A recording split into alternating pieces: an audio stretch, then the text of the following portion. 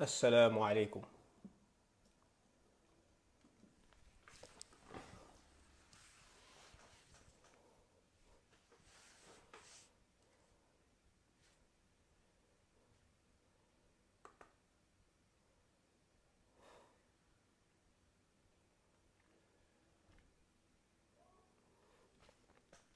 السلام عليكم.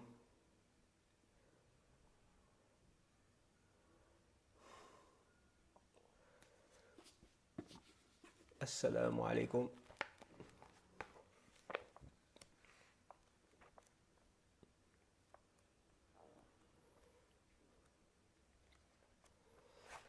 السلام عليكم a todos.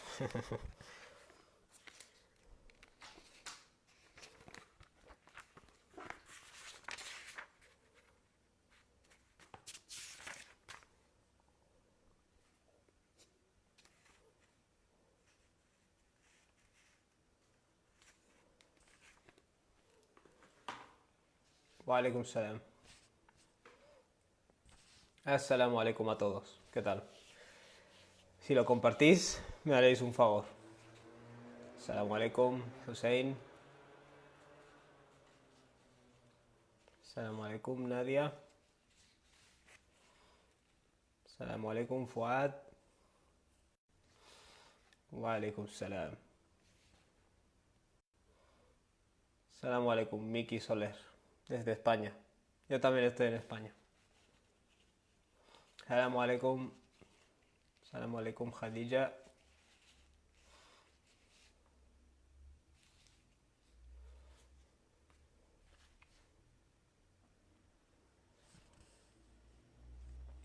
Gracias, Nadia. Assalamu alaikum.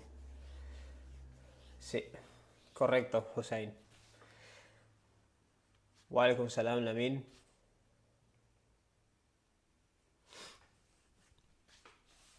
Assalamu alaikum, Munib. Assalamu alaikum, Surya.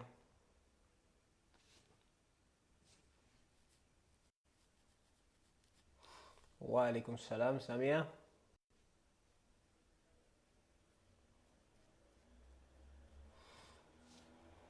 Alaikum salam, José Ruano.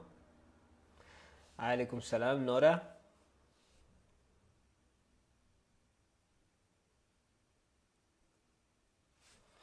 Pues nada, un minutito y empezamos. Esta semana, bueno, estos días he estado un poco desconectado porque estamos trabajando intensamente en grabar vídeos y esas cosas. Pero inshallah poco a poco irá saliendo todo a la luz. Salamu alaikum, la paz. Salamu alaikum, Diego. ¿Qué tal? Nada, unos segundos y empezamos. Inshallah. Wa alaikum salam, Mohammed Traore. ¿Empezamos ya? Salamu alaikum, Aisha.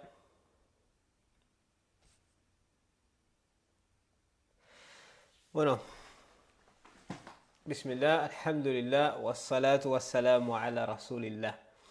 El tema que íbamos a tratar hoy, wa alaikum salam Ibrahim, alaikum salam Babu, el tema que íbamos a tratar hoy es el de la sexualidad y las relaciones, ¿vale? Hay gente que cuando escucha la palabra sexualidad automáticamente es, ay, cuidado, cuidado, cuidado, que esto es un tabú. Bueno, realmente, islámicamente hablando, la sexualidad no es un tabú. El único tabú es la indecencia, ¿vale? Lo digo por la siguiente razón. Tú ves que en el Corán se habla de sexualidad, se habla bastante de sexo. El Corán habla de relaciones sexuales, de cuándo habría que evitarlas, de algunas, muy por encima, algunas formas de conducta o formas de comportamiento. Y tal y como lo plantea el Corán, no es un tema que no se deba tratar, simplemente es un tema que se debe tratar con tacto, ¿vale? El Corán habla de hecho de las relaciones íntimas, pero si os fijáis utiliza eufemismos siempre, ¿vale? Los eufemismos son verbos que no son explícitos, como cuando en castellano decimos tener relaciones o Yonaida Selam, ¿qué Qué rápido entras, ¿no? Un momentito que luego paso a las preguntas, ¿vale? Em, la cosa es esa. En el Islam, en el Corán se trata el tema de la sexualidad, pero se utilizan verbos eufemísticos, ¿vale? Como por ejemplo, en castellano tendríamos el verbo acostarse con, intimar con, em, mantener relaciones con, ¿vale? Estas palabras no están explícitamente mencionando ni órganos, que tampoco tendría nada de malo si se hace en el contexto apropiado, ni están mencionando explícitamente em, conductas exactas, ¿no? O actos exactos, ¿vale? Es decir, se está hablando del tema sin necesariamente ser vulgar. Hay mucha gente que cree que tratar el tema es vulgar, pero esto no es así. De hecho, lo que quiero yo plantear es que esta cultura que vemos de, ¿cómo podríamos llamarla? Nuestra cultura, que es una cultura hipersexualizada o pornificada, en mi humilde opinión, es tan maligna y tan dañina. No, Yonaida, no, no te preocupes. Solo que primero hago una pequeña disertación y luego paso a las preguntas. Esta cultura, para mí, hipersexualizada, es tan dañina como lo es la cultura del tabú, ¿vale? Eso es lo que creo, sinceramente. Hay una cultura del tabú alrededor del sexo que eso solo puede ser dañino, no puede ser bueno. No puede ser bueno, entre otras cosas, porque somos una especie de reproducción sexual. Entonces, sí, decimos, por supuesto, decimos que el propósito de la vida es pues conocer a Dios y cumplir con tu propósito y todo eso, pero biológicamente el propósito de nuestro cuerpo, digamos, es reproducirse, ¿vale? Eso es una función biológica. Entonces, naturalmente, si no se aborda el tema que podríamos decir que biológicamente es el tema más clave por el que estamos aquí, por el que existen las especies como nosotros, entonces es que vamos a hacer cosas mal. Es decir, si creemos, por ejemplo, que el ser humano debe ser educado en cuanto al trato entre personas, el trato de cara a la familia, ¿no es cierto entonces que debemos ser educados también en cuanto a lo que se refiere a la sexualidad? Que, insisto, biológicamente es nuestra razón de ser, biológicamente, insisto. Por tanto, la postura del Islam no es esa. La postura del Islam es que todos los impulsos e instintos del ser humano son buenos. Son a priori, son algo bueno. Luego tú les puedes dar un mal uso, ¿vale? Por ejemplo, el hecho de que tengamos la facultad de hablar, ¿es bueno o es malo? Realmente es bueno, a priori es una cosa buena. Sencillamente, salamu alaikum, por favor, los que os incorporéis y lo compartís, me hacéis un favor. Sencillamente el Islam lo que te dice es, esta facultad del habla que se te ha dado, utilízala para bien, ¿vale? Utilízala para bien. No la utilices para oprimir, para hacer daño, para aventajarte, así de sencillo, ¿vale? El Islam no ve factible, por ejemplo, que te abstengas de hablar, ¿verdad? Por miedo a hacer un mal uso del habla. De igual modo, el Islam no ve equilibrado ni natural que te abstengas de la vida íntima, ¿no? Básicamente. ¿Por qué? Porque también forma parte de tu naturaleza. Sencillamente tienes que aprender a usarlo, ¿vale? Es como todo. Si se te dan herramientas, tienes que aprender a usarlas. De hecho, voy a añadir, la religión es lo mismo. Técnicamente la religión llena un hueco que hay en nuestro interior y si es verídica, digamos, te conecta con tu creador, ¿vale? Sin embargo, tú puedes utilizar la religión para crear estructuras de poder, para oprimir a gente, para, yo qué sé, como pretexto para invadir un territorio. Esto lo hemos estado haciendo los seres humanos a lo largo de la historia, sin parar. Por tanto, la religión es un arma de doble filo.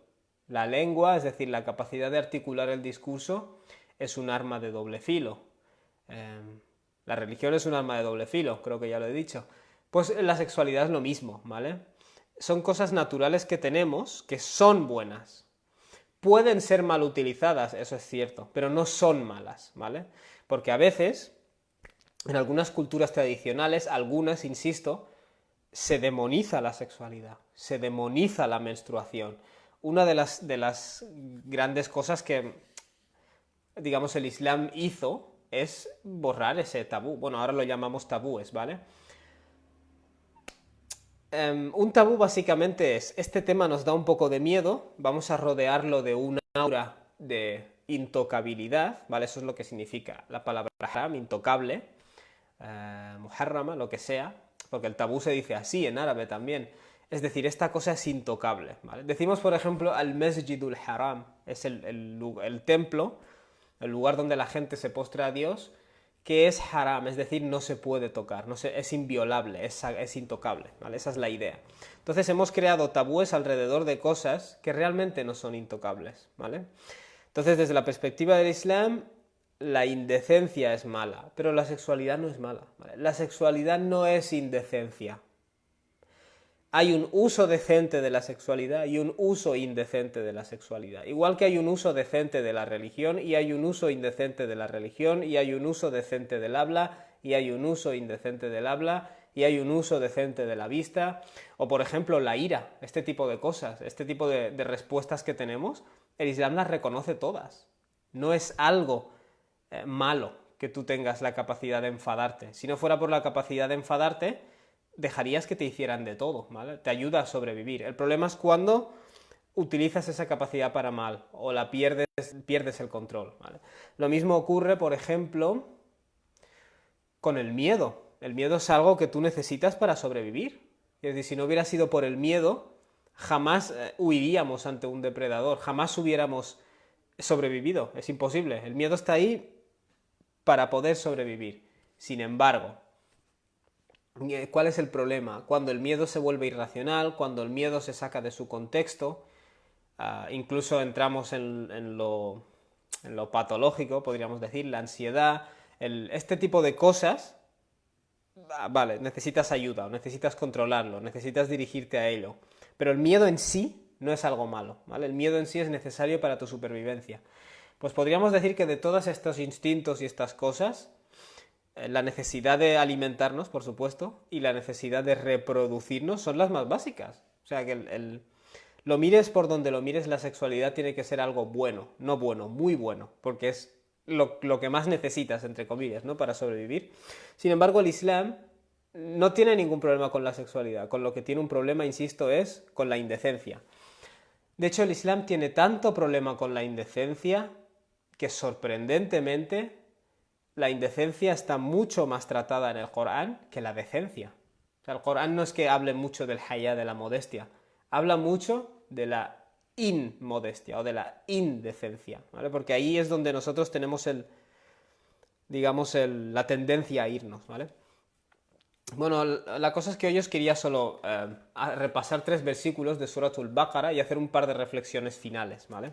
Y nada más, va a ser muy breve y muy fácil. Este es el versículo 26 del Sura 2, del Suratul Baqara. Dios dice, Ya Bani Adam, qad anzalna alaykum libasa. Dios se dirige a la humanidad, Bani Adam, descendientes de Adam, hemos hecho descender para vosotros ropajes, vestimenta, ¿vale? Hemos hecho descender aquí, no significa que cayó del cielo una camiseta. Y Adán se la puso. Lo que significa es que esta cuestión de la vestimenta, de tapar tus vergüenzas, es un regalo especial de Dios, ¿vale? Por eso Dios dice, Qad anzalna alaykum. Hemos hecho descender sobre vosotros, ¿vale? Os hemos dado este regalo especial, ¿vale? Por ejemplo, en otro lugar del Corán Dios dice, Wa anzala lakum minal an'ami thamani'ata azwaj. Hemos hecho descender para vosotros de ganado 8 especies, ¿vale? Eso no significa que las 8 especies cayeron del cielo a la tierra, ¿vale? Es una forma de hablar que tiene el Corán. Por tanto, este concepto de la ropa, del vestirse, si bien mi capacidad de reproducirme es algo bueno, a su misma vez, tengo que reconocer que esto corresponde a un contexto determinado, ¿vale? Y por eso nos vestimos, porque entendemos que tiene que haber una barrera, en cierto modo, entre lo íntimo, entre tus cosas íntimas y el resto del público. Fijaos, y luego Dios nos dice, no es Aya 20, sí, Aya 26, ¿eso he dicho? Me habré confundido. Aya 26. Y Dios dice, Yuwari sawatikum warishan. Es decir, os hemos dado esta ropa para que cubráis vuestra desnudez y como forma de embellecimiento, ¿vale? Esto, en mi opinión, define mucho la perspectiva del Islam en lo que se refiere a la sexualidad y a la decencia a la vez. ¿Por qué? Bueno, porque Dios está diciendo, yo te he dado esta ropa con 2 propósitos. Uno de ellos es que te cubras y otro es que vayas bien, que vayas arreglado, ¿vale? No, hermanos, no. De hecho lo tengo aquí. Suratul Baqara. Ay, Suratul Baqara 268. Perdón, me he equivocado, ¿eh? Suratul Baqara 268.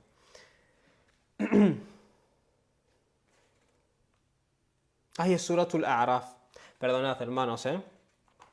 Bueno, en fin, Dios dice eso. Yuwari sawatikum, con la finalidad de cubrir vuestra desnudez, warishan, y asimismo como una forma de embellecimiento, ¿vale? ¿Qué significa esto? Dios ha hecho descender la ropa, es decir, os ha dado este regalo. La gente diría, yo tengo dos opciones, o me destapo y voy arreglado, o me tapo, pero entonces ya no voy arreglado. Dios está diciendo no.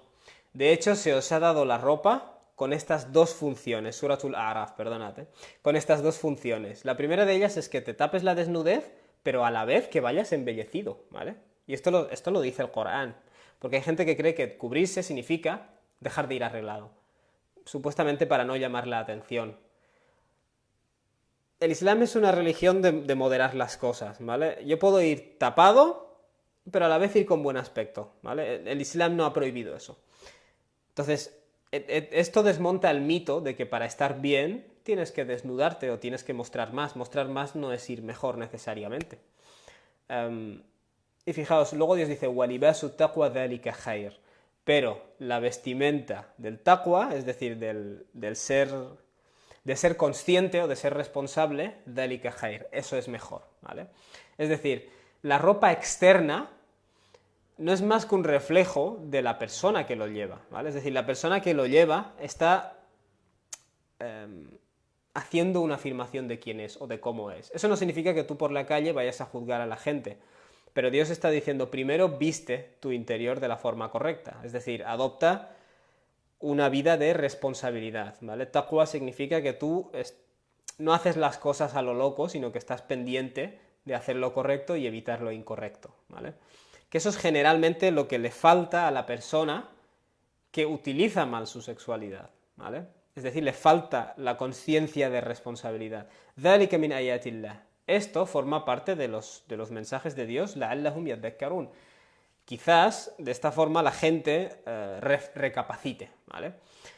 Esta es una frase que muchas veces la hemos repetido tanto que nos creemos que es un simple recurso lingüístico del Corán. Ah, vale, Dios a veces acaba el versículo diciendo que recapaciten, que razonen, que reflexionen.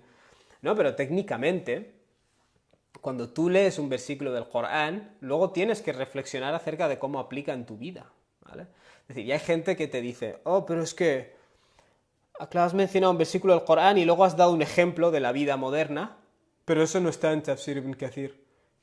¿Qué significa eso? Es decir, ¿no se supone que tenemos que estar reflexionando constantemente acerca de los mensajes que Dios nos da? Entonces, eso. Fijaos, Dios ha hablado aquí del propósito de la vestimenta y de una visión equilibrada. Y luego, ¿qué hace? Nos pide que reflexionemos acerca de eso en nuestra vida, ¿vale? En nuestra vida cotidiana. Por supuesto, cabe la posibilidad de que una persona no vaya excesivamente tapada por presiones sociales, por lo que sea, no digo que haya que juzgar a esa persona, y luego cabe la posibilidad de que una persona vaya muy bien tapadita y modosita y luego sea terrible, ¿vale? Es decir, todas las posibilidades existen, ¿vale? Pero técnicamente el proceso que el Corán indica es primero arregla el interior y luego el exterior, ¿vale? At-taqwa es la verdadera vestimenta, es la mejor vestimenta, y luego eso se refleja en un equilibrio exterior, ¿vale? Es decir, quieres tener buen aspecto, porque eso es natural, pero a la vez quieres cubrir tus vergüenzas, ¿vale? Y el Islam en el fondo no hace más que venir a reafirmar tu naturaleza, en el fondo, ¿eh? En fin, Dios nos dice, Ya bani Adam, de nuevo, oh descendientes de Adam, la yaftiannakum ash-shaytanu kama akhraja abawaykum min al-jannah. Que Shaitan es la gran fuerza del mal, que no os ponga a prueba o que no os tiente, quizás sería esa la traducción, como expulsó a vuestros ancestros del jardín. Aquí hay un punto que quiero tratar, que esto cogiendo los versículos sobre la indecencia me ha llamado mucho la atención. El Corán, wa alaikum salam, Víctor, aquellos que os incorporéis, si podéis compartir, me hacéis un favor. El Corán no para de vincular constantemente la indecencia a Shaitán. Y esto es algo que con otros pecados no te encuentras de una forma tan acentuada. Shaitán, Shaitán, Shaitán, indecencia, indecencia. Claro, hemos dicho que la sexualidad no es algo malo, ni es algo satánico. Y hay culturas donde se ha convertido en algo satánico, ¿vale? Y eso es un problema muy gordo. ¿Por qué? Porque estás convirtiendo algo natural en algo malo, cuando no lo es. ¿Qué es lo realmente maligno, entonces, desde la perspectiva del Islam? Que si digamos que, si aquí tienes las diferentes especies, ¿vale? Bueno, esto puede ser problemático para un biólogo, pero bueno, estoy hablando en un sentido metafísico, ¿vale? O trascendente. Si aquí tienes las diferentes especies de primates, aquí tienes al ser humano, ¿vale? Es decir, este ser está aquí arriba, ¿vale? Por supuesto, habrá quien discutirá esto biológicamente, pero desde una perspectiva moral, vamos a decirlo así, e incluso física, el ser humano está aquí.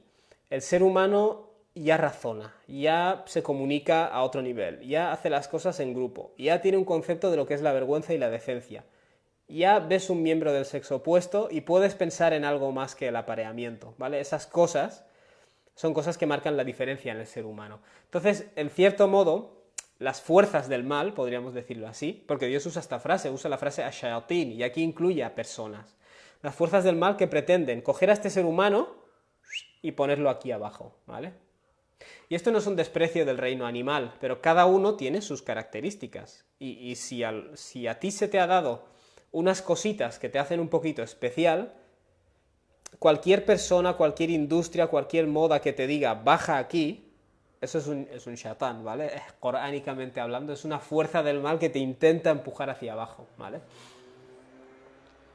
Entonces, fijaos, de aquellas cosas que nos afectan en nuestra forma de vivir la sexualidad, podríamos hablar de factores internos o interiores y de factores externos, ¿vale? ¿A qué me refiero por factores internos? Dios nos dice, وَلَقَدْ خَلَقْنَا الْإِنسَانَ وَنَعْلَمُ مَا تُوَسْوِسُ بِهِ نَفْسُهُ. Hemos creado al ser humano y sabemos aquello que su nafs, su propia persona, le hace wiswas, ¿vale? Le sugiere. Waswasa significa sencillamente inducir a alguien a hacer algo, ¿vale? Es decir, tu propio organismo, tus propias reacciones fisiológicas, tus propias memorias, tus propias fantasías. Esos son factores que te afectan, ¿vale? En tu visión de la sexualidad, pero es que luego hay factores externos. Y esos factores externos nos llegan, pues, a través de la sociedad, de lo que tú ves, de cómo ves a los miembros del sexo opuesto, en la forma en la que van vestidas, yo qué sé, en lo que sea. Vestidas las personas del sexo opuesto, incluyo a hombres y mujeres, en el comportamiento, en discotecas, todo eso, los anuncios que te ponen, todo eso te influye, ¿vale? Desde la perspectiva del Islam, toda fuerza que te influya para que des rienda suelta, digamos, a tus instintos, tanto si es la sexualidad como si es el enfado, como si es cualquier otro instinto, que le pierdas el control, que dejes de dibujar la línea. Cualquier fuerza que te empuje a eso es un shatán, ¿vale? Es una fuerza del mal, no es una fuerza maligna. Y me llama la atención que cuando Dios está hablando de la indecencia, usa la palabra shayatín en plural, o sea, no está hablando solo de un ser, está hablando de un montón de fuerzas que están ahí empujándote en esta dirección, ¿vale? Entonces, fijaos. Por cierto, uno de los factores externos, ¿cuál es? La religión. El Corán es un libro que critica mucho las formas de religión, ¿vale? Y entonces cuando la gente te dice, bueno, es que la religión pone tabúes y tal, bueno, es que en parte es verdad, ¿vale? En parte es cierto que las religiones han colocado tabúes donde no correspondían, ¿vale? Por un lado, y luego por otro lado también han enseñado la indecencia en el extremo opuesto cuando no correspondía. Y Dios hablará de eso también. Por eso tenemos que tener en cuenta los factores internos, pero los externos también, ¿vale? Y fijaos qué es lo que por eso Dios dice, tú tienes que tener cuidado con las sugestiones que también vienen de otras personas, ¿vale? La industria. Por ejemplo, la industria de la pornografía está hecha por personas. Esos shayatín, que son los que hay detrás de estas cosas, son personas. Son personas, no son jinn. Y fijaos qué es lo que dice Dios acerca de Shatán, de por qué tenéis que tener cuidado. يَنْزِعُ عَنْهُمَا لِبَاسَهُمَا لِيُرِيَهُمَا سَوَاتِهِمَا. Lo que hizo Shatán con vuestros ancestros, que toda esta historia lo único que representa es la condición humana, ¿vale? Nuestros ancestros no son más que nuestro arquetipo. Y las fuerzas del mal lo que hacen es despojarte, eso es lo que dice Dios, a fin de despojarles de su vestimenta. De hecho, Dios usa el verbo naza'a, que significa arrancar. sea, hay unas fuerzas ahí fuera que te quieren arrancar tu ropa. Es decir, fijaos, la imagen que Dios crea es la siguiente, ¿vale? Cuando lees la historia de nuestros primeros ancestros, especialmente en Suratul A'raf, lo que tú ves es lo siguiente. Ves a unos seres humanos, pues bastante sencillos, ¿no? Los primeros, digamos, las primeras poblaciones, y Dios dice, yo le he dado un grado por encima del resto de la creación y le he dotado de vestimenta, ¿vale? Eso es un grado por encima. Aparte de que puedan hablar, también es un grado por encima, de que puedan poner nombre a las cosas, que puedan analizar, todo eso son grados, ¿vale? Por eso Dios dice, وَلَقَدْ كَرَّمْنَا بَنِي Adam. Le he dado un honor especial a los descendientes de Adam. Nos guste o no, quiere decir, hay gente que dirá, no, en el fondo somos lo mismo. Sí y no. ¿Vale? En un sentido sí, pero en otro sentido no, ¿vale? Entonces eso, la idea es arrancarnos la ropa, ¿vale? Es como si Dios dijera, aquí os he puesto a este humano, le he dado nobleza con estas cualidades y le he puesto ropa, por eso Dios usa la frase, hemos hecho descender vestimenta, ¿vale? Es una forma idiomática de hablar. Pero luego hay estas otras fuerzas que te quieren arrancar la ropa, ¿vale? Es decir, si esto es el reino animal, hay una fuerza que te quiere llevar hacia aquí arriba, que desde la perspectiva del Corán es Dios, la verdad, y luego hay gente que te quiere llevar aquí abajo, ¿vale? Y todas esas fuerzas son fuerzas que operan en el mal, ¿vale? Pero bueno, sí, no para de llamar la atención cómo se vincula las fuerzas del mal con la indecencia. No con la sexualidad, subrayo, sino con la indecencia, ¿vale? Innahu yarakum, dice Dios. Sin duda, él os ve, refiriéndose a Shatán, él os ve, huwa wa qabiluhu, él y toda su tribu. ¿Qué querrá decir su tribu? Pensad en esto como una gran empresa multinacional, ¿vale? Cuyo jefe principal es Shatán, que es la principal fuerza del mal, ¿vale? Dios está diciendo, el jefe y todos los que operan para él, e insisto, estamos hablando de personas. Estamos hablando de gente experta en marketing que fabrica anuncios es decir, sin importarles las consecuencias que eso tendrá sobre la decencia o indecencia de la gente. De hecho, les importa un bledo. Lo que les importa es vender productos. Y como el sexo vende, porque es un instinto muy fuerte, lo han ido incrustando en todos los anuncios y en todas las revistas. Entonces, esa tendencia que tenemos por ejemplo, para anunciar un jabón que salga alguien desnudo, bueno, a eso se refiere Dios cuando habla de que alguien nos está intentando arrancar la ropa, ¿vale? Y fijaos lo que dice Dios, él y toda su tribu, toda la gente que trabaja para esta causa, digamos, os están viendo min haythu la tarawnahum, desde posturas o desde perspectivas y lugares desde los cuales vosotros no los veis.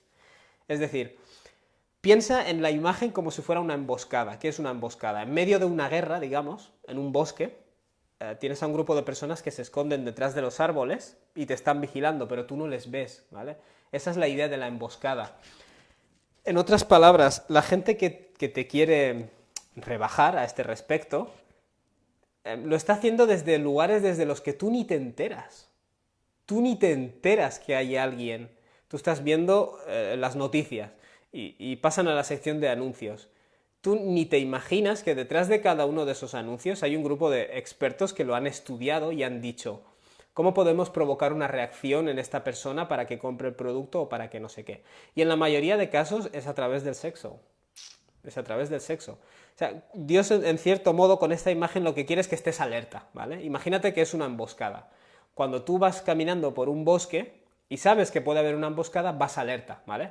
Ese es el significado de la palabra taqwa, por cierto. Y Dios dice, Inna ja'alna shayatina awliya'a lilladina la yu'minun. Sin duda hemos hecho a los shayatin, a las fuerzas del mal, e insisto, aquí se está incluyendo a personas, les hemos convertido en aliados de la gente que no cree. ¿Qué quiere decir eso?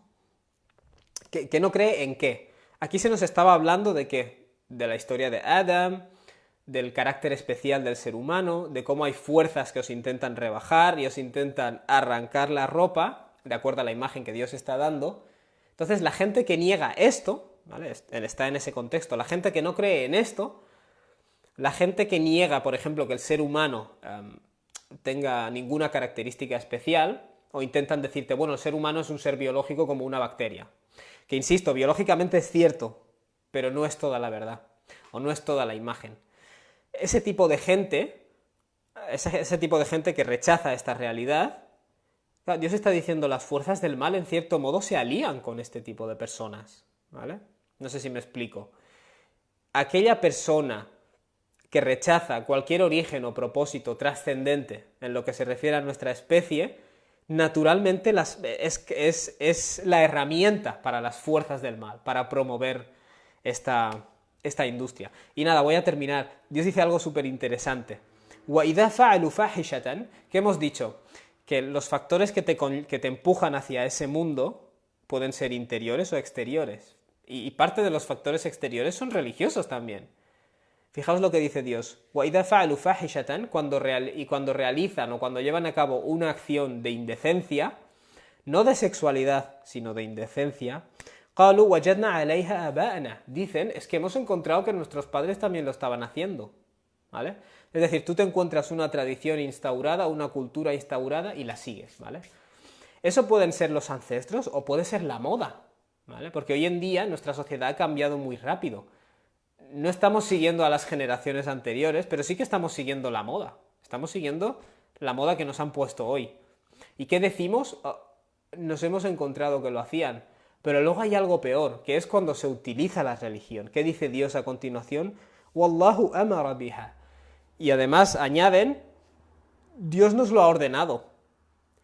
Es decir, si lo que yo estoy haciendo es un ritual religioso, como los paganos de Mecca, que daban vueltas alrededor de la Kaaba desnudos, si tú estás haciendo eso, ¿qué vas a decir? Bueno, es Dios quien nos lo ha ordenado, ¿no? Es la religión, será Dios, ¿no? Quiero decir, la religión es Dios, ¿no?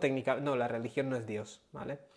Dios es tu creador, Dios te ha creado con una naturaleza y te ha guiado acerca de cómo desarrollarla o utilizarla de la forma correcta. Pero de ahí a las estructuras y las normas y las cosas que las personas se han inventado hay un trecho, ¿vale? Y el Corán deja muy clara esta diferencia siempre. Entonces Dios dice, Qul, diles, Inna Allah ya'muru bil fahsha. En verdad Dios ordena, astaghfirullah, Inna Allah la ya'muru bil fahsha. En realidad Dios no ordena la indecencia, ¿vale? Cuando alguien te diga, no, es Dios, tú dile, Dios no ordena la indecencia. Ataquluna 'ala Allahi ma la ta'lamun. ¿Vais a decir acerca de Dios aquello que no sabéis? Si lo que hace Dios es precisamente llamarte a la elevación, quienes te están tratando de bajar, no es Dios precisamente, ¿vale? Son las fuerzas del mal. Y cuando tú atribuyes algo a Dios, tanto si es una prohibición como si es... tenemos esta tendencia las personas a convertir nuestra tradición en algo divino, ¿no? Anclarla en el cielo. Esto viene del cielo. Vale, eso es mentir acerca de Dios, es como shirk, básicamente. Y el Corán lo pone en pie de igualdad. Algunos versículos sugieren que es incluso peor que el shirk. Dios dice, Dios ordena decir, Qul amara rabbi bil qist. Di, mi Señor, es decir, aquel que nos ha creado, que nos ha dotado de estas características, lo que ordena es al qist, la equidad, la justicia, el equilibrio, la igualdad, si lo quieres decir así. Dios nos ha ordenado la equidad, ¿vale? ¿Y esto qué es lo que implica? ¿Por qué cuando Dios habla de indecencia, y esto también lo hace en varios pasajes, la refuta y luego te dice que Dios ordena la justicia? O sea, retóricamente es como que Dios estuviera poniendo la indecencia aquí y en el lado opuesto del espectro, la justicia. ¿Cuál es el mensaje subliminal de eso? Que hay algo inherente en la indecencia que es opresivo o que es injusto, ¿vale? Y creo que en la sociedad moderna lo podemos ver muy claramente. No solo en la moda, que creo que hay un elemento de opresión y de esclavismo en la moda. Porque si todo el rato se dan mensajes sexuales, especialmente, yo por ejemplo, donde trabajo, recibimos muchas revistas de moda. Y en todas las revistas aparece siempre una mujer, bueno, pues dentro de un canon de belleza, pero lo que más me sorprende no es el canon, sino la cara que le ponen. O sea, aparece súper maquillada, súper arreglada y aparece siempre así. O mordiéndose el labio, o sonriendo, o con ropa interior haciendo un gesto, bueno, pues podríamos llamarlo un gesto de entrega, ¿no? Quiero decir, y esto es una realidad que no se puede negar. Entonces, yo entiendo, por ejemplo, que la gente, especialmente los adolescentes, y quizás más especialmente las adolescentes, se les está dando un mensaje con eso. Se les está diciendo, mira, en esta vida tienes la opción de ser sexy o la opción de de que nadie te haga caso. Y naturalmente un adolescente quiere que le hagan caso. Bueno, esa es la idea de explotar la inseguridad de la gente. Por eso digo, nuestro instinto de querer tener buen aspecto es bueno, y Dios lo confirma. Y Dios nos dice, os he hecho descender la ropa a fin de que os cubráis, pero a la vez a fin de que tengáis buen aspecto. Pero luego hay gente que intenta tirar de ese lado para arrancar la ropa, insisto. Entonces Dios hace esta contraposición entre la indecencia y la justicia. Fijaos en todas las industrias que se hacen valer de la indecencia. Supongo que el ejemplo más dramático es la pornografía, ¿no? Pero yo veo la pornografía como la esclavitud, sinceramente. Me gustaría pensar que algún día en la historia los seres humanos recordaremos esa época en la que un grupo de personas pues mantenía relaciones íntimas delante de una cámara y lo grababan. Es decir, espero que algún día lleguemos ahí, pero bueno, no lo sé. Tal y como hemos llegado a dejar de atrás la esclavitud. Pero bueno. Y luego Dios finalmente ya termino con esto, وَأَقِيمُوا وُجُوهَكُمْ عِنْدَ كُلِّ مَسْجِدٍ. Y además Dios ordena que establezcáis vuestro rostro en todo lugar de postración o toda mezquita. Por cierto, otra cosa que hace Dios a menudo, cuando habla de la indecencia y te quiere sacar de esa cosa que te aspira, digamos, o que te aspira la ropa, por decirlo de alguna forma, Dios luego de repente habla de algún ritual, o habla de la oración, o del taqwa, de tener presente a Dios. ¿Por qué? Bueno, porque, y esto lo experimentamos como musulmanes, quiero decir, nos dejamos llevar por nuestros instintos, pero es cuando hacemos dhikr, o cuando recordamos a Dios, cuando rezamos, o lo que sea, que un poco salimos de esa burbuja animal, un poco, ¿no? Estamos en esta lucha constante. Por cierto, Dios también hace este vínculo en muchos lugares del Corán, ¿vale? وَدُعُوهُ مُخْلِصِينَ لَهُ الدِّينَ. Y Dios ordena o encomienda que le invoquéis a Él de forma sincera y dedicándole la religión de forma sincera. En otras palabras, cuando tú te ves arrastrado por estas cosas, aquello a lo que Dios te llama es a la justicia, no olvides la equidad, ¿vale? Porque si caes en esta espiral, vas a entrar en una espiral de no equidad, ¿vale? De inmoralidad, es que es inmoral. Pero por otro lado, aquello a lo que Dios te llama es que seas...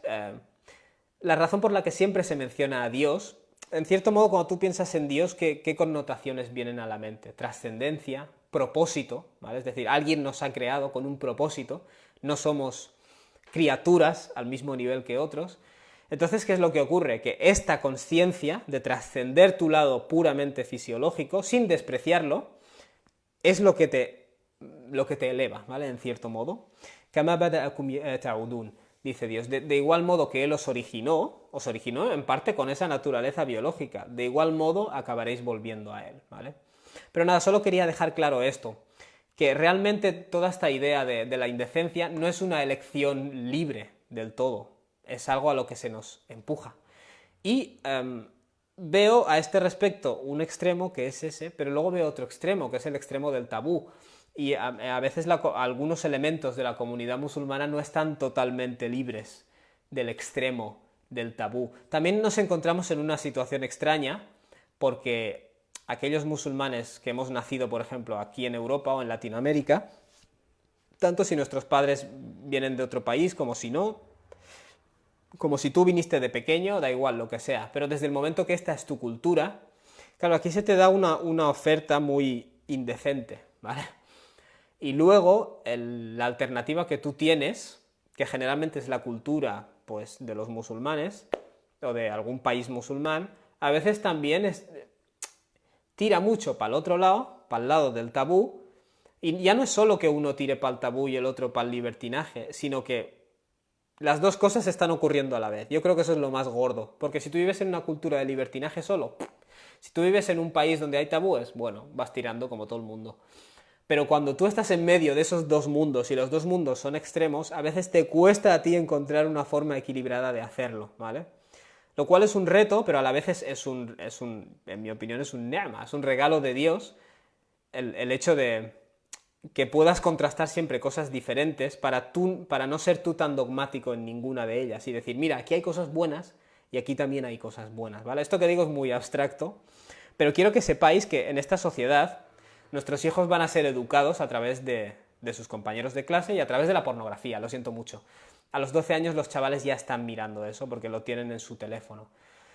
Entonces, creo es decir, deberíamos tomar conciencia, deberíamos, por supuesto, estudiar sexología, tener a nuestros sexólogos y sexólogas, eso creo que es algo que le falta a la comunidad musulmana desesperadamente, más que nada porque nuestros hijos están siendo expuestos a unas cosas y a veces algunos de nosotros, y tampoco es culpa nuestra, no las conocemos. Si tú no has ido al instituto en este entorno y no has visto lo que hay, no conoces algunas cosas, ¿vale? Entonces, no es cuestión de culpar a nadie, sino cuestión de decir, oye, vamos a encontrar soluciones, como por ejemplo, equipar los centros islámicos de sexólogos. Yo creo que eso es súper importante. Y hacer hincapié en la educación sexual. Hay quien te dirá, oh, pero bueno, cuando estábamos en Mauritania o en Senegal no nos hicieron educación sexual. Bueno, a lo mejor no hacía falta en ese entorno, pero aquí otros van a educar a tus hijos. Y a veces esas personas que le van a educar lo harán desde dentro del teléfono móvil, ¿vale? Entonces es mejor que te adelantes, ¿vale? Esto que digo es abstracto, pero es algo sobre lo que tenemos que reflexionar mucho, ¿vale? Elena Bobé, ¿eso también pasa en los países musulmanes? Puede ser. No he estado tanto en países musulmanes como para saber eso. Pero quiero que entendáis que, por ejemplo, hay muchos incidentes en la sunna en los que vemos que alguien va al profeta y le hace una pregunta acerca de intimidad. Y no hay ningún problema, ¿vale? Como la mujer que le preguntó, oye, si tengo un sueño húmedo, ¿tengo que hacer el baño? Quiero decir, que vemos que hacían estas preguntas, que hoy en día parece que incluso si se la haces a alguien sería un poco, astaghfirullah, hermano, la hawla wala quwwata. Por eso digo que la educación sexual la veo importante, no solo porque el Islam diga a los 10 años hay que enseñar, pero en el mundo en el que vivimos es importante que nos adelantemos, ¿vale? En fin, por cierto, un consejo que doy a los padres es que conozcan los libros que tu hijo va a estudiar el curso que viene, que te los ojees y el material que tocan lo toques tú antes.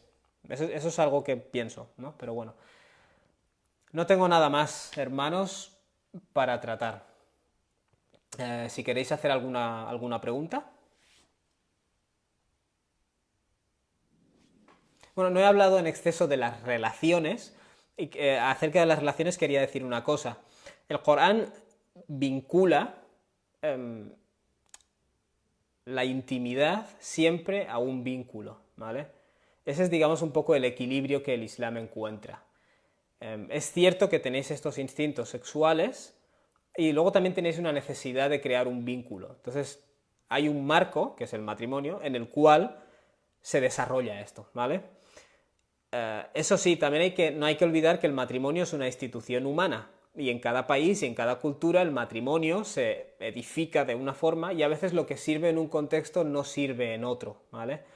Lo digo porque a veces en una sociedad hipersexualizada como esta, veo que en algunas familias musulmanas colocan a sus hijos una visión del matrimonio que aquí no cuadra. Siento decirlo. Es decir, matrimonio de 4 días o de 3 días, cada día con un vestido, gastar un montón de pasta.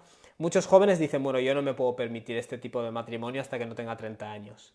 Es decir, creo que hay que devolver el matrimonio un poco a ese sabor natural que le dio el Islam y a ese sabor no ostentoso que le dio el Islam, ¿vale? Y aquí es más importante quizás que en otros sitios, donde no hay un riesgo de que la gente caiga en conductas sexuales irresponsables antes de entrar en este marco. Ya está, nada más, hermanos. Si tenéis alguna que otra pregunta.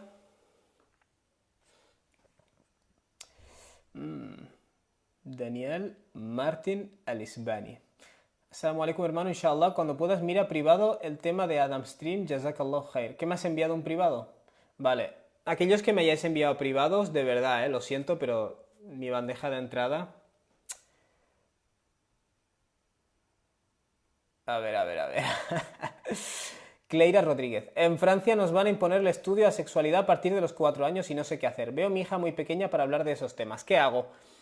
Yo no sé cuál es el currículum. Yo en ese caso no creo que les enseñen pornografía en clase. Quiero decir, yo lo que haría es leer qué es lo que le van a enseñar y yo adelantarme.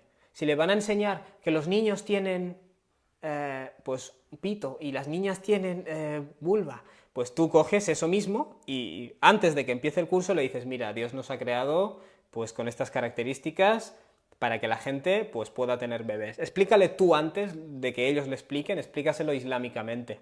Así ella ya no creará en su mente, fuera de casa me explican una cosa y en casa me explican otra. ¿Me entendéis? Eso es lo que yo creo. A veces es una cuestión de que el niño ya piense, vale, en mi casa o digamos mi religión está a la altura, ¿vale?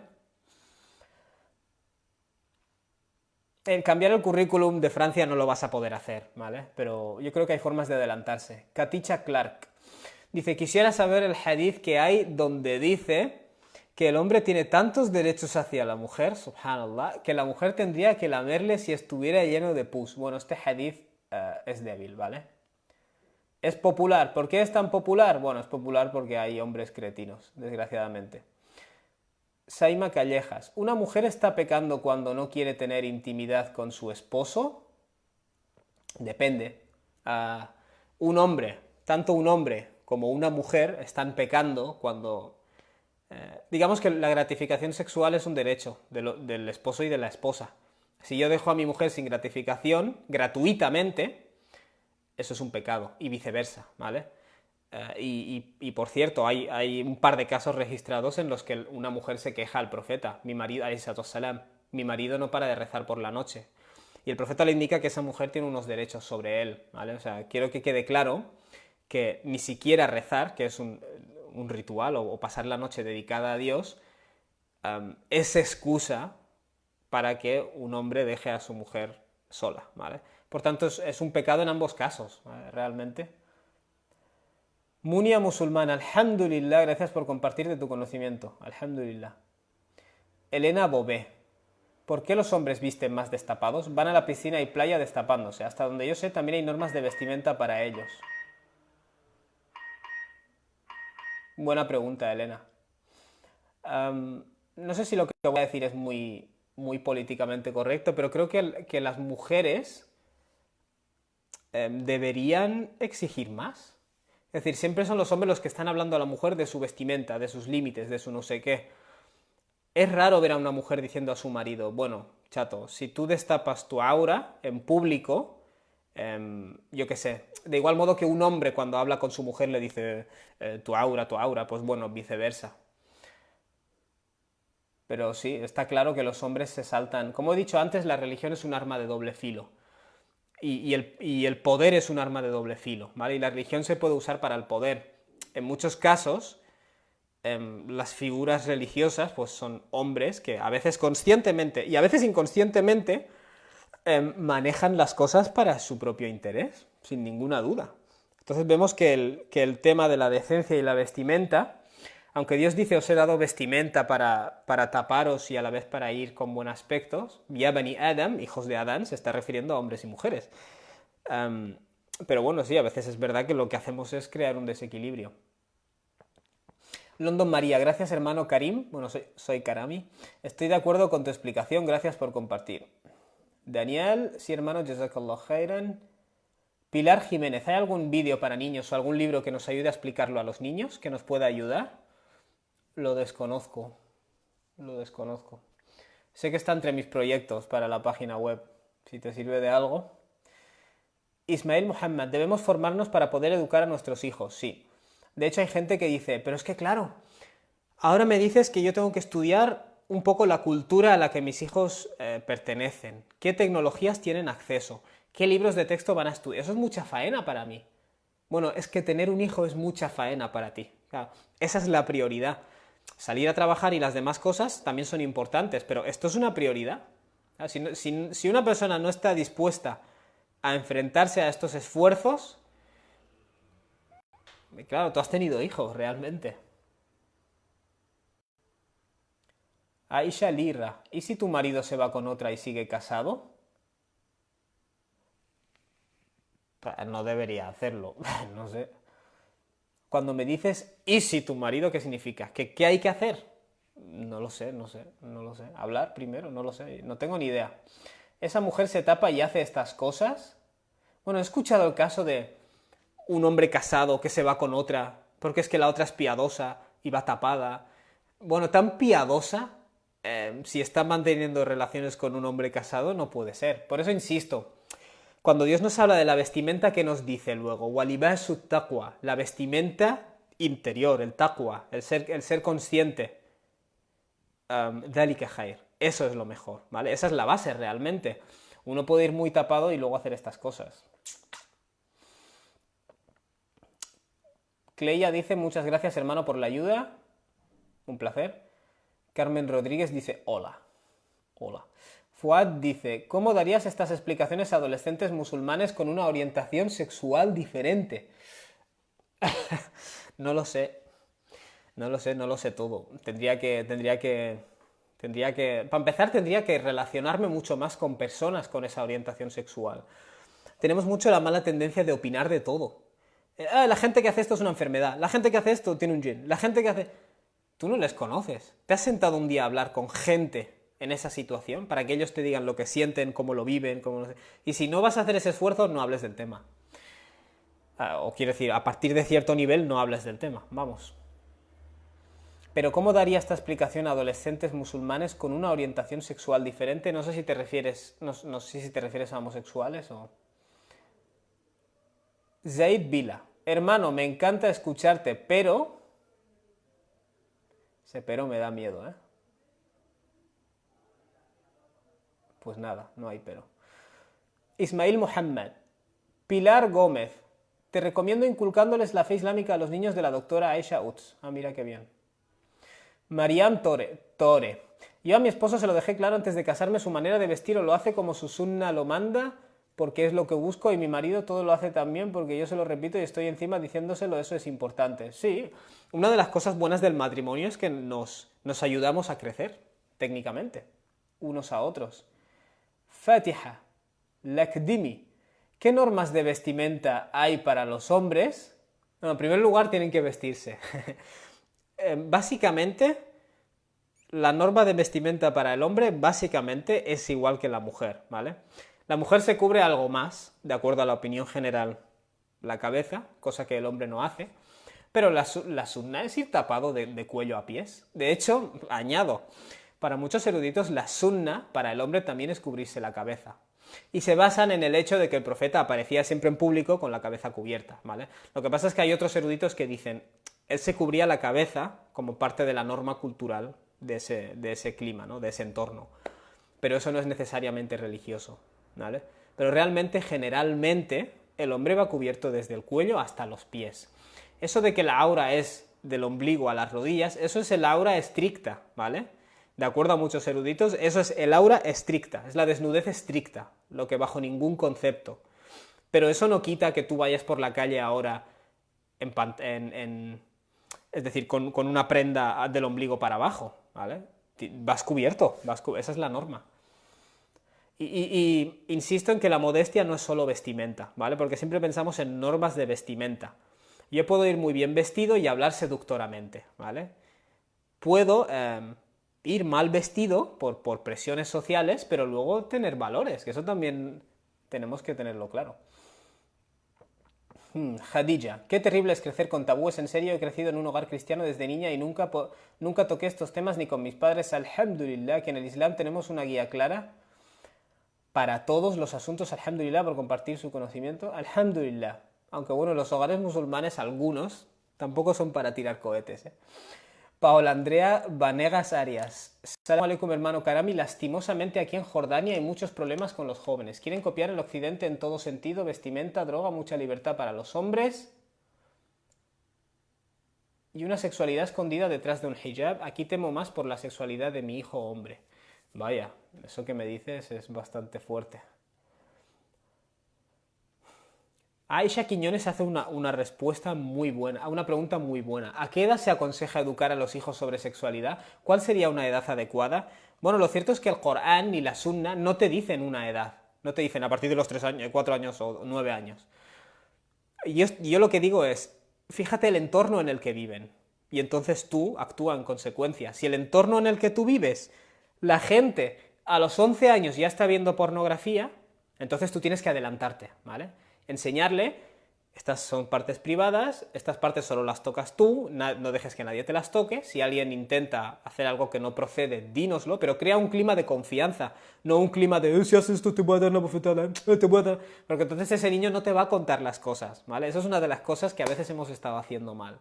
Adelántate a las demandas de la sociedad, ¿vale? Si en esta sociedad le van a hablar de educación sexual a los 10 años, tú adelántate, ¿vale? Y hay una forma islámica de tratarlo. Puedes decir, mira, estas son las partes íntimas y ya está. Esto sirve en un principio, en un futuro, cuando la gente se hace grande, pues utiliza esto, no solo para ir al baño, sino pues para crear a nuevos niños. Alhamdulillah. Quiero decir, siempre hay una forma de explicarlo. Assalamu alaikum, se me fue sin querer, que Allah te recompense. Katicha Clark, ¿en qué trabajas? Siempre me lo pregunto cuando hablas, pareces abogado. Pues no, nada más lejos de la realidad, trabajo en la hostelería. Y nada que ver con ser abogado. Lamin Sambu, mashallah hermano, gracias por compartir. Un placer hermano. Elena Bobé, ¿qué pasa con los transexuales en el Islam? Hay un tipo de preguntas que me hacen gracia porque son como muy ambiguas. ¿Qué dice el Islam sobre los homosexuales? Vale, ¿qué me estás preguntando? ¿Sobre la persona en sí? ¿Sobre su inclinación? ¿Sobre la acción sexual? ¿Sobre el matrimonio? Es decir, hay muchos masail, hay muchos temas dentro de esa gran... Entonces, cuando me dices qué pasa con los transexuales en el Islam, depende. Por ejemplo, hay gente, y esto es real, hay gente que es transexual, se cambió de sexo y en un futuro se convierte al Islam. ¿Qué tiene que hacer? ¿Volver a cambiarse? No lo creo, pero yo no puedo responder a esas preguntas. No, más que nada por falta de cualificación, no sé, no sabría qué decirte. Pero ante todo, y esto sí que es general, tú no maltratas a nadie, ¿eh? Eso sí que lo quiero dejar claro. Tú no maltratas ni a un homosexual, ni a un transexual, ni le discriminas, ni le cierras puertas a nivel social. Lo que esa persona haga en su vida íntima no es tu problema, ¿vale? Y si vas a adoptar esa postura de hay que perseguir y hay que odiar, luego no te quejes de la islamofobia. Ahora que tocas ese tema, ¿podrías hablar sobre la poligamia como tema para otro vídeo? Que Allah te recompense siempre. Dice la hermana Raíse. Bueno, de hecho, subí un vídeo sobre la poligamia de 25 minutos en Facebook. Baja un poquito en mi perfil de Facebook y ahí lo tendrás, si Dios quiere. Yonaida Selam. Se me fue. ¿Puedes contestar a mi pregunta? ¿Cuál era tu pregunta? No, es broma. ¿Cómo olvidarla? No, hasta donde yo sé, la opinión mayoritaria es que el sexo anal está prohibido. Esa es la opinión mayoritaria. Y sé que hay textos de hadith. Sé que hay una opinión aislada, pero es que en realidad te puedes encontrar opiniones aisladas de todo. Así que es todo lo que te puedo decir. De acuerdo a la opinión mayoritaria, hasta donde yo sé, el sexo anal está prohibido, ¿vale? Eso es lo que yo entiendo. Si me dijeras por qué está prohibido, bueno, yo intuyo, imagino, que tiene algo que ver con la higiene principalmente, ¿vale? Porque si alguien dice, no es el lugar natural o no es el lugar para la reproducción, bueno, lo mismo se podría decir del sexo oral, pero sin embargo no hay ninguna evidencia explícita de que esté prohibido, ¿vale? Pero del sexo anal sí que la hay. Mariam Tore. El hijab de la mujer y el hombre es interior y exterior. Si faltan uno de los dos ya no es hijab. Cierto. De hecho, la prenda se llama jimar. Jimar, velo, pañuelo, camiseta, pantalón. Esos son prendas, ¿vale? Hijab es el colocar una distancia, ¿no? Digamos, entre tu intimidad y las personas. Zaid Bila. ¿Cómo va el hombre vestido en Mecca y cómo va la mujer? Salamu alaikum. Khadija, Allah le recompense igualmente, hermana. Yonaida Selam, practicar el sexo anal está prohibido. Yo entiendo que sí, Yonaida, ¿vale? Pero si quieres preguntar a eruditos, a más eruditos, pregunta. Pero, vamos, yo diría que es 99,9% de eruditos te dirán que está prohibido, porque hay hadices que lo dicen claro. Otros detalles sobre autenticidad y eso yo no entro porque está fuera de mi jurisdicción, pero yo actúo en base a eso. Quiero decir, ya ves tú también qué necesidad tienes. Mi pregunta creo que no la has contestado, la hice al principio. Amina, salamu alaikum. ¿Me puedes repetir tu pregunta? Amina, porfa. Sara Abdelmetad Zapata, ¿el matrimonio por lo civil ante Allah es válido? No sé qué decirte, la verdad. No sé qué decirte. Esto es un tema que yo no sé qué decirte. Y no sé qué decirte realmente porque hay gente que dice, si tú vas a la mezquita y haces el papelito, ya te has casado ante Dios, ya está, esto es el Islam y la Sharia ya has cumplido. Pero es que también he escuchado casos de gente que se casó así y cuando el hombre se ha cansado, ha dicho, Assalamu alaikum, y se ha pirado. Se ha pirado a su país de origen, se ha buscado a otra mujer. Ni se han divorciado, porque ese matrimonio no existía en ningún lugar a efectos legales, ¿vale? Que sí, que existía ante Dios y tal, pero si os fijáis en vida del profeta, el matrimonio debía tener testigos, y esos testigos cumplen una función, ¿vale? ¿Cuál es la función de los testigos? O al menos es recomendable que haya testigos, dependiendo de las opiniones. ¿Cuál es la función de esos testigos? Que esto no sea algo secreto, que sea algo conocido, ¿vale? Entonces, esto de me caso en la mezquita pero no lo registro por ningún lado, yo no te puedo decir haram o halal porque no estoy en esa posición, pero huele mal, huele muy mal, huele muy mal. Y asimismo, el matrimonio civil ante Allah, bueno, hazlo hazlo en la mezquita y luego haz el civil. O como hice yo, hay organismos, hay centros islámicos que te casan, te dan un documento oficial y luego lo registras en el registro civil. Ya está. Si te apetece hacer la ceremonia en el registro civil, eso ya no sé. Pero yo no. Lo que sí diría es cuidadito con lo de me caso con papelito en mezquita porque ya está ante Allah. No lo digo por una cosa de fiqh o jurisprudencia, sino por lo que he oído. Casos en los que este matrimonio luego el hombre se vuelve a su país y le da igual todo. Y esa mujer se ha quedado tirada, no está protegida por la ley. Esa es la idea de un matrimonio no secreto, ¿vale? Que las personas estén protegidas. Eso es lo que... Pero bueno, esto es una reflexión, ¿eh? No es un fatwa. Elena Bobé, ¿es haram ser transexual en el Islam? ¿Cómo le afecta a un musulmán la transexualidad? ¿O qué podría hacer? ¿O cómo puede vivir? A ver, ¿es haram ser transexual? En un principio, ser nunca es haram, ¿vale? Yo imagino que cambiarte de sexo, que esa es la pregunta, me estás preguntando, yo entiendo que es haram, pero insisto, quizás deberías preguntarle a eruditos. Porque como te he dicho antes, hay gente que se cambió de sexo y luego entró al Islam. Para esa persona no es haram ser transexual, él cometió este pecado, digamos, si es un pecado, este cambio de sexo, antes de entrar al Islam. Él ahora no está cometiendo ningún pecado, ¿vale? Por eso digo, incluso esa pregunta tiene matices. ¿Cómo le afecta a un musulmán la transexualidad? ¿O qué podría hacer o cómo puede vivir? No lo sé. Pero me puedo imaginar que hay muchas preguntas de fiqh interesantes. Porque esa persona, ¿qué utilizará? ¿El cuarto de baño para hombres o el de mujeres? Esa persona, por ejemplo, ¿podrá destaparse delante de hombres o delante de mujeres? Hay varios terrenos en los que afectará. Yo no sé qué opinan los eruditos, por ejemplo, acerca de si el transexual le aplica la jurisprudencia como si fuera un miembro del sexo al que se ha cambiado o del sexo original. No lo conozco este tema, ¿eh? Reconozco que aquí me has pillado bastante desprevenido. Ibtisam Sharkawi. Salamu alaikum, hermano. ¿Cómo se interpreta el hadith en el que la mayoría lo interpreta que siempre que tu marido quiere mantener relaciones y tú no, pero tienes que ceder? No sé si me explico. No es así la cosa realmente. Como he mencionado antes, hay unos hadithes... ¡Buah! Esta pregunta no paran de hacérmela, ¿eh? Hay unos hadithes donde el profeta, técnicamente, porque son hadithes aislados, ¿vale? No te los han transmitido 50 compañeros, vienen por una vía, ¿vale? ¿Qué significa eso? Que de este hadith hay dos versiones. Una te dice, si el marido llama a la esposa y ella no acude, los ángeles la maldicen hasta que amanece, si no me equivoco. La otra versión dice, Dios está enfadado con ella, digamos, hasta que ella acude, ¿no? Hasta que responde, ¿vale?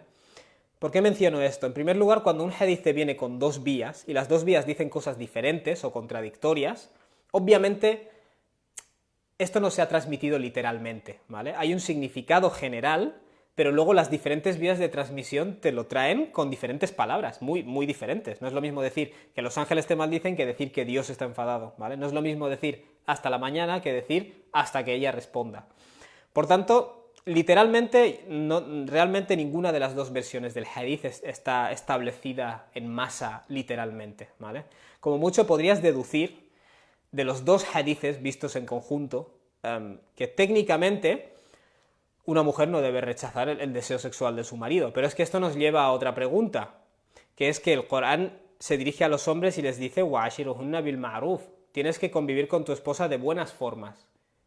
Si yo te intento hacer que mantengas relaciones conmigo contra tu voluntad, eso no es convivir de buenas formas de ninguna manera, ¿vale? Lo que quiero que entendáis es que un texto o un hadith no es más que una frase, pero tienes que compararlo con el todo, ¿vale? Entonces, ¿cuál sería la explicación? Bueno, la explicación sería que este hadith probablemente esté hablando del boicot, es decir, si una mujer dijera gratuitamente voy a dejar a mi marido sin gratificación, pues para hacerle sentir culpable o para lo que sea, eso no es correcto, ¿vale? Es más, como he dicho antes, luego nos encontramos hadices en los que hay una mujer que se queja de que el hombre, su marido, se pasa toda la noche rezando. Y el profeta advierte a este hombre, tu mujer tiene unos derechos sobre ti. Es decir, hay dos hadices, o dos incidentes con dos compañeros del profeta en los que el profeta le dijo lo mismo.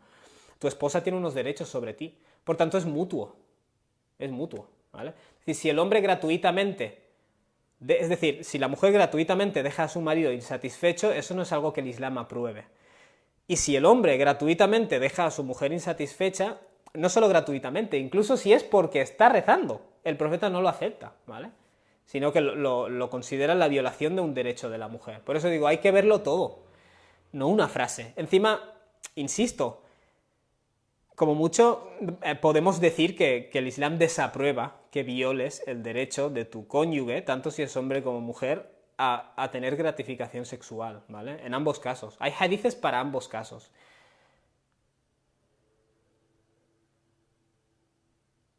De todos modos, de nuevo, el Islam es un todo, no me cojas una frase.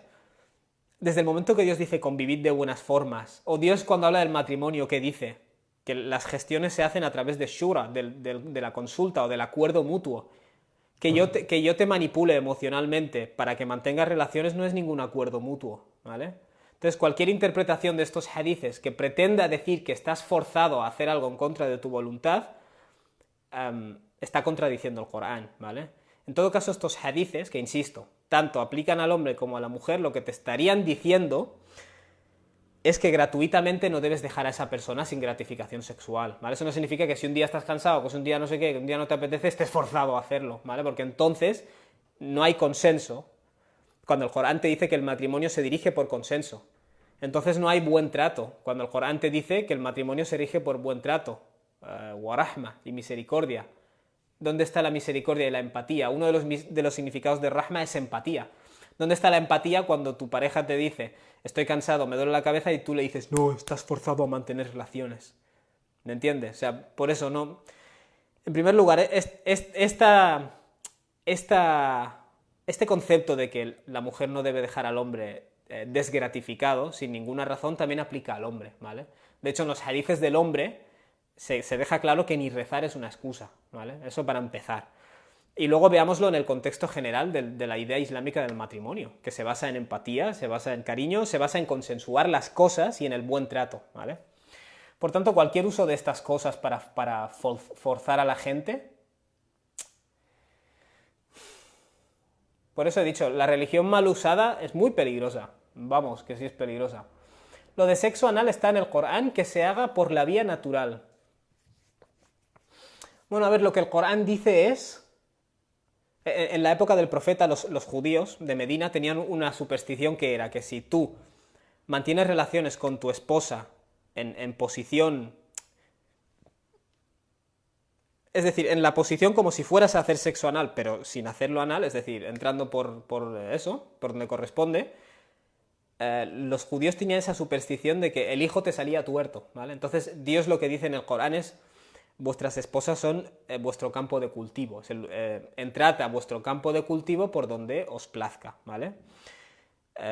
Esto es una forma suave, insisto, el Corán habla de sexo y toca estos temas, pero de forma suave. Es una forma de decir, si tú tienes un lugar donde vas a sembrar una semilla, da igual si entras por esta puerta o por esta, ¿vale? Siempre y cuando entres al campo de cultivo. Entonces, la esposa con la que mantienes relaciones sexuales, lo mismo, ¿vale? Pero el Corán yo creo que no dice nada explícito del sexo anal. Y Onaida Selam, gracias hermano. De nada, hermana. Miriam Ibrahim, cada hueco en nuestro cuerpo tiene una función y el ano expulsa los excrementos del cuerpo. Y Onaida Selam, ¿y la práctica de la masturbación? Creo que me voy a escaquear de esta pregunta porque me tengo que ir ya. Pero yo te puedo decir las opiniones que existen. Yo he indagado en las opiniones de eruditos y he encontrado dos opiniones, ¿vale? Una de ellas, la cosa es que la masturbación no está explícitamente prohibida en ningún lugar del Corán y la Sunna, ¿vale? Lo que en algunos lugares Dios dice es que los creyentes mantienen guardadas sus partes privadas excepto con sus esposas o esposos, ¿vale? Con sus parejas, pues es decir, con su cónyuge, vamos. Su cónyuge. Entonces, hay eruditos que dicen, bueno, si mantienes tus partes privadas excepto con el cónyuge, significa que la masturbación también está descartada. Acá otros eruditos lo que dicen es, no, aquí Dios está hablando de relaciones sexuales, ¿vale? Entonces, algunos eruditos creen que es haram, prohibido, y otros creen que es makruh. Preferiblemente habría que evitarlo, ¿no? O no caer en la adicción. Esas son las opiniones que existen, ¿vale? Yo me limitaré a decírtelas. Lo que sí voy a hacer ahora es decirte que si tú estás casado con alguien, creo que esas cosas deben estar consensuadas, ¿vale? Yo no creo que un hombre casado con una mujer deba fantasear y autocomplacerse pensando en otras personas y a lo mejor a su esposa no le gustaría, y viceversa. O sea, una de las cosas de que el matrimonio se dirige por acuerdo mutuo es esa, que hablamos estas cosas, tío, hay que hablar estas cosas. Para nada es en concepto de odio, sino de apoyo por lo mal que lo pasan. Sí, Elena, imagino que tú no estás hablando de odio. Carmen Rodríguez, tengo amigos o familia que no son practicantes y han cometido adulterio, y los más religiosos no dejar tratar con ellos. No sé qué es no dejar tratar con ellos. De todos modos, esto de que alguien ha cometido adulterio y ya no vamos a tratar con él, en primer lugar no es correcto y en segundo lugar es mucho más incorrecto aquí, en Europa, donde el adulterio es algo normal, desafortunadamente, ¿vale? Y ese es uno de los riesgos de ser religioso, que a veces... Dios mío, cuántas preguntas. Ese es uno de los riesgos de ser religioso, que a veces te empiezas a flipar un poquito de piadoso y de yo no me tengo que relacionar con estos pecadores. Esta no fue la metodología del profeta, lo siento mucho. Entre los compañeros del profeta hubo casos de pecados, ¿vale? Pero esta gente se arrepintió y siguió con su vida.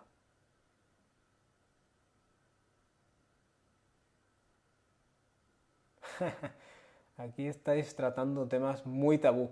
Mi pregunta era cómo se puede conseguir el equilibrio en cuanto al tema sexualidad, no sea ni tema tabú ni lo contrario, no sé si me explico.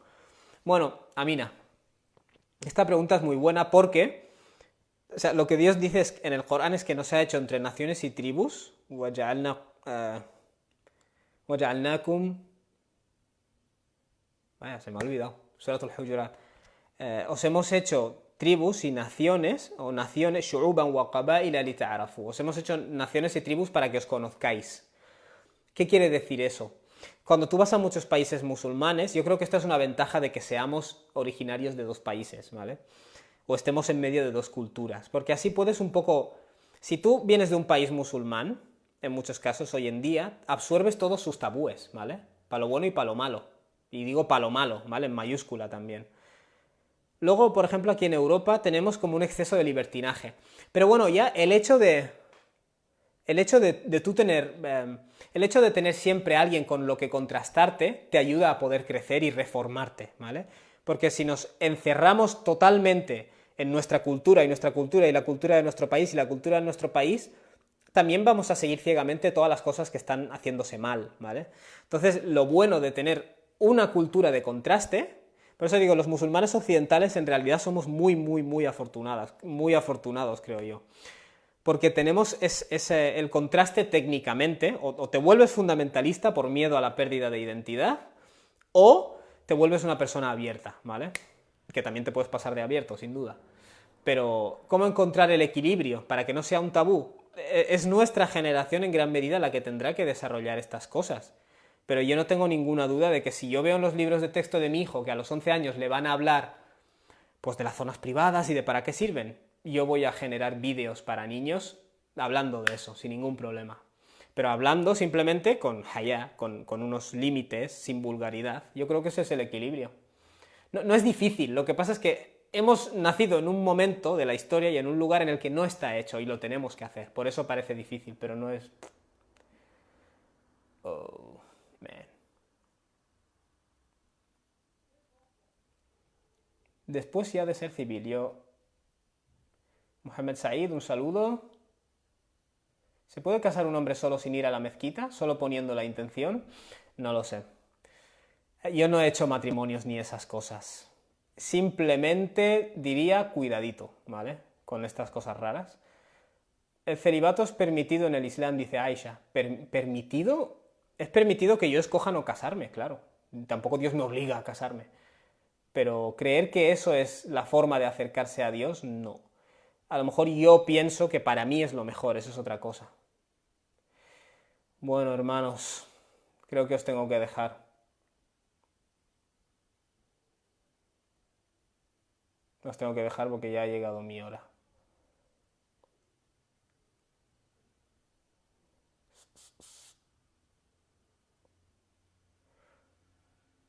Bueno, Elena Bobé dice, ¿están permitidos los juegos eróticos en las relaciones sexuales? Por supuesto. A ver, bueno, no sé a qué te refieres por juegos eróticos, pero es parte de la sunna es no entrar directamente, sino hacer lo que se llaman, no sé cómo se llaman ahora mismo, prejuegos, ¿vale? Es decir, juegos, ahora no me sale la palabra, ¿no? Pero juegos antes de entrar, quiero decir, eso se ha hecho siempre. Que haya nuevos juegos, pues bueno, estupendo, mientras no incluyan los haram. En un cuerpo que Allah te ha dado, subhanallah, en realidad somos viajeros, alhamdulillah. Bueno, pues nada, hermanos, lo siento mucho, pero os tengo que dejar, ¿vale, hermanos?